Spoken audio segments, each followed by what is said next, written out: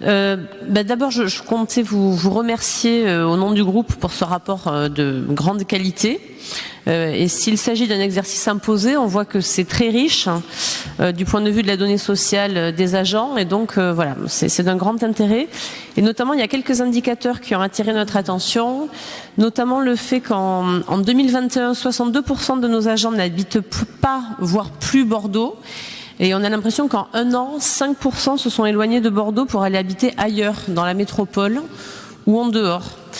Par ailleurs, d'autres indicateurs sur un autre champ peuvent montrer une hausse des entretiens concernant des problèmes de logement.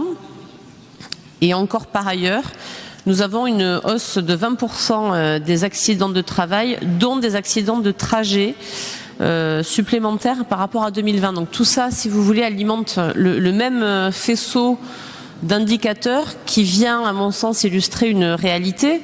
C'est qu'une partie des Bordelais, une partie de la classe moyenne bordelaise, et notamment les agents municipaux, mais qui reflètent une partie des Bordelais plus large, n'est plus en capacité de travailler et d'habiter à Bordeaux ou dans la métropole.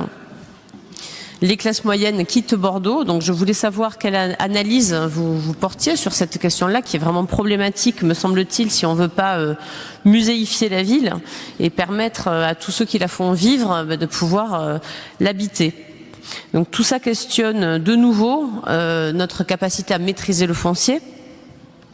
Et en plus, on a un peu comme une double peine, la crise énergétique et l'inflation qui viennent aussi compliquer les conséquences de cet éloignement par rapport au transport. Donc deux questions en tant qu'employeur, est-ce qu'il y a un accompagnement par rapport à tout ça qui est prévu, qui est envisagé? Et puis ensuite, de manière plus large,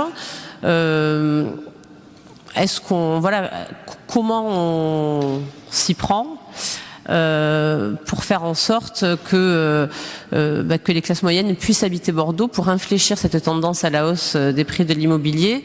Et ce rapport tend à montrer que pour l'instant on n'y est pas et que les résultats ne sont pas là.